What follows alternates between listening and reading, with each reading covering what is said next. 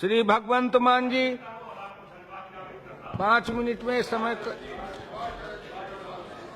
बहुत बहुत धन्यवाद उपाध्यक्ष जी। आर्थिक अपराधियों का जिहड़ा बिल है उहदे ते तुसीं मैनूं बोलण दा मौका दिता है।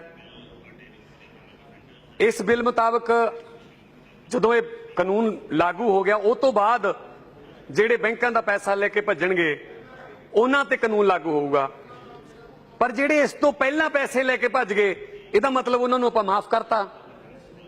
उन्हां बारे की ख्याल है? बड़े बड़े नीरव मोदी वर्गे, विजय माल्या, ललित मोदी, लंबी लिस्ट है। लोकां दा बैंकां तो यकीन उठ गया कि पैसे कित्थे जमा कराइए, की पता कदों साडे पैसे नूं कोई नवां नीरव मोदी, कोई नवां चौकसी, कोई नवां विजय माल्या लेके भाजूगा ते बैंकां कह देणगे साडा तां पैसा डुब गया जी, साडा तां पैसा लेके भज गए, सॉरी थोड़े पैसे गए।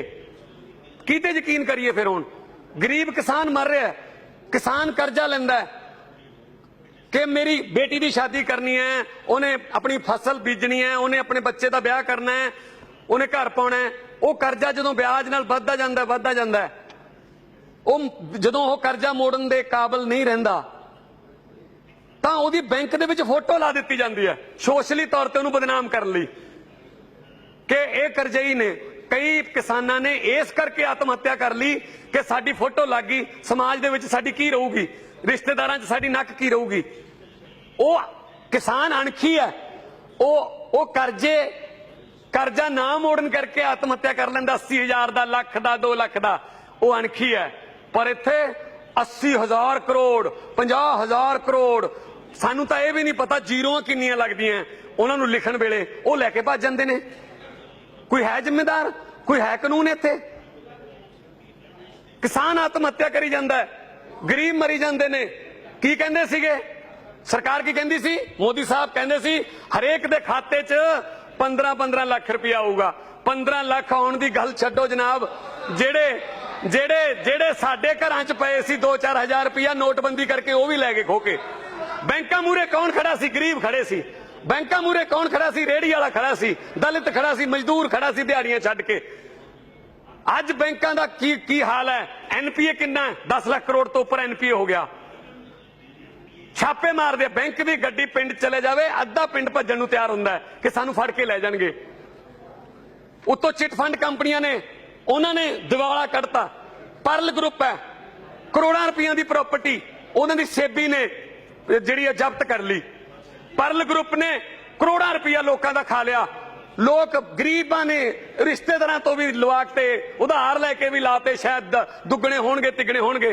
कहंदे जी वो फड़ लिया जी, जिहड़ा परल ग्रुप का मालक है पंगू, वो जेल च है। ओहदा जेल च होण दा की फायदा? ओहदी 1 इंच भी प्रॉपर्टी बेची है, 1 इंच भी ओहदी प्रॉपर्टी बेची होवे, लोकां नूं पैसे चाहिए ने, ओहदी सारी प्रॉपर्टी बेच के लोकां नूं ब्याज समेत पैसे वापस करो। सानू की जेल च रखो चाहे छड्डो। सो ये ਜਿਹੜੀਆਂ चल रही चीज़ां ये गलत ने। भगत सिंह होरां दी की सोच सी? भगत सिंह होरां नूं एक गल दी चिंता सी, चिंता उन्होंने इस गल दी नहीं सी कि आजादी किवें आऊगी।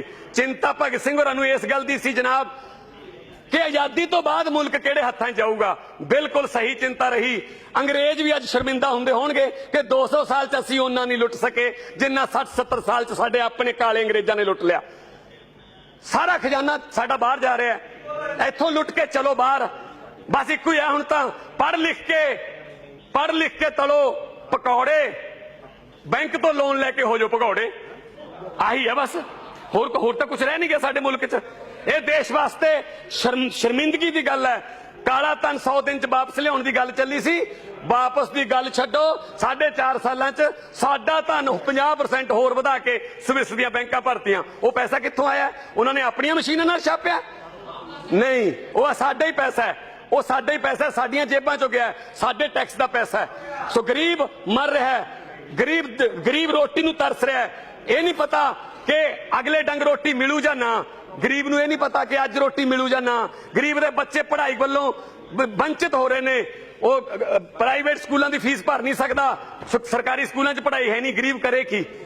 ਗਰੀਬਾਂ ਬਾਰੇ ਸੋਚੋ, ਦਲਿਤਾਂ ਬਾਰੇ ਸੋਚੋ, ਕਿਸਾਨਾਂ ਬਾਰੇ ਸੋਚੋ, ਛੋਟੇ ਵਪਾਰੀਆਂ ਬਾਰੇ ਸੋਚੋ। ਇਹ ਕਾਨੂੰਨ ਜਿਹੜਾ ਇਹ ਲਾਗੂ ਕਰੋ, ਇਹ ਲਾਗੂ ਕਰੋ। ਆਖਰ ਚ ਜਨਾਬ ਇਹ ਲਾਗੂ ਕਰੋ, ਪਰ ਇਹਨੂੰ ਅਮਲੀ ਰੂਪ ਵੀ ਦਿਓ। ਕਾਨੂੰਨ ਤਾਂ ਪਹਿਲਾਂ ਵੀ ਬਹੁਤ ਨੇ ਬਣੇ ਹੋਏ, ਪਰ ਉਹ ਚੋਰ ਮੋਰੀਆਂ ਕੱਢ ਕੇ ਕਾਨੂੰਨ ਦੇ ਵਿੱਚੋਂ ਉਹ ਲੰਘ ਜਾਂਦੇ ਨੇ। ਮੈਂ ਤੁਹਾਡੇ ਜਰੀਏ ਸਰਕਾਰ ਨੂੰ ਕਹਿਣਾ ਚਾਹੁੰਦਾ, ਵਿੱਤ ਮੰਤਰੀ ਸਾਹਿਬ ਬੈਠੇ ਨੇ, ਕਿ ਕਾਨੂੰਨ ਨੂੰ ਸਖਤੀ ਨਾਲ ਲਾਗੂ ਕਰੋ ਤੇ ਕੋਈ ਉਦਾਹਰਨ ਵੀ ਪੇਸ਼ ਕਰ ਦਿਓ, ਇੱਕ ਅੱਧੇ ਨੂੰ ਫੜ ਲਿਆਓ, ਲੋਕਾਂ ਦਾ ਯਕੀਨ ਬਣ ਜੂ ਤੁਹਾਡੇ ਤੇ ਵੀ ਤੇ ਬੈਂਕਾਂ ਤੇ ਵੀ। ਬਹੁਤ ਬਹੁਤ ਧੰਨਵਾਦ ਜੀ। ਚੌਟਾਲਾ ਜੀ।